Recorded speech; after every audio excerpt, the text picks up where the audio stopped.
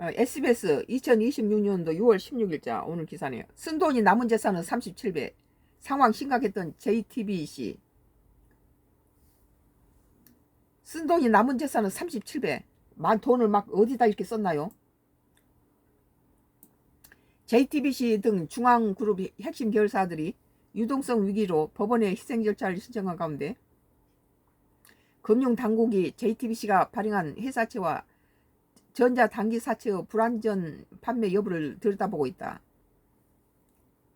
금융당국에 따르면 금감원은 JTBC 회사채와 전자단기사채 발행 과정에 주관사 실사의 정정성과 재무위험 고지 의무 위반 여부 등 불완전 판매가 발생했을 가능성을 집중적으로 보고 있다. 점검 대상은 지난해 올해 JTBC가 발행한 회사채와 전자단기사채, 기업어음 등 단기성 채무증권입니다.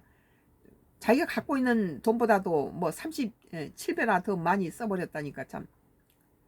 JTBC가 금융감독원에 제출한 2025년 사업보고서에 따르면 JTBC는 지난해 모두 2,590억 원의 규모의 회사채와 전단체 기업어음을 발행했습니다. 심지어 JTBC는 핵심 계열사들이 회생 신청을 하기에 불과 4개월 전인 올해 2월에도 930억 원 규모의 무보증 공모사채 주가를 발행했습니다. 금감원은 이들 증권사가 발행한 당시 JTBC 재무 상황과 그룹 전반의 유동성 위험을 충분히 확인했는지 투자자에게 관련 위험을 제대로 설명했는지 주요 쟁점을 보고 있습니다. 사보고상 지난해 말 JTBC의 연결 기준 결손금은 7,033억 원이었던 반면에 자본 총계는 190억 원에 그쳤다. 사업을 하면서 쓴 돈이 회사의 남은 재산보다 무려 37배나 많은 심각한 상황이었던 거예요. 만약 JTBC 측이 주관사들이 회사의 급격한 재무 악화 가능성이나 회생 절차 돌입을 위험을 인지하고도 투자 설명서에 제대로 고지 않았거나 리스크를 축소해 투자자를 모집했다면 불안전한 판매의 소지가 있습니다. 특히 이번 유동성 위기의 직접적인 원인으로 자산 유동화 전자단기 사채가 지목되기도 했는데 기업 회생 절차를 밟은 홈플러스와 비슷한 구조입니다. 특수목적법인 미르-J차와 JTBC-J차를 통해 조달한 유동화차 입금 가운데 미르-J차 56억 원, JTBC-J차 150억 원 등 총 206억 원을 JTBC가 만기에 갚지 못하면 장기 신용 등급이 BBB에서 CCC로, 단기 신용 등급의 A3에서 C로 투기 등급 수준으로 추락하며 유동성 위기가 터졌습니다.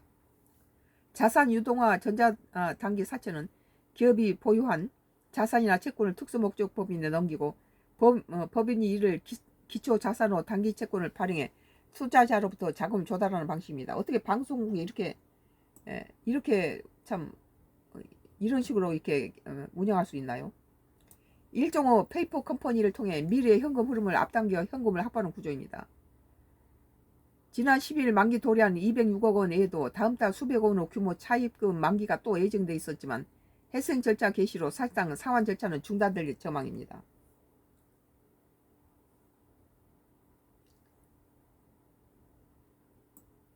JTBC가 나는 참 건전한 방송으로 굉장히 지지했던 방송인데 SBS가 오늘 2020년 6월 16일자 기사로 쓴 돈이 남은 재산은 37배, 상황 심각했던 JTBC, 뭐 손석희 아나운서하고 여기가 지금 중앙일보 그쪽 아니에요? 삼성 계열인데 SBS 쓴 돈이 남은 재산 37배, 심각한 상황 심각했던 JTBC에 대해서 참 걱정스럽네요.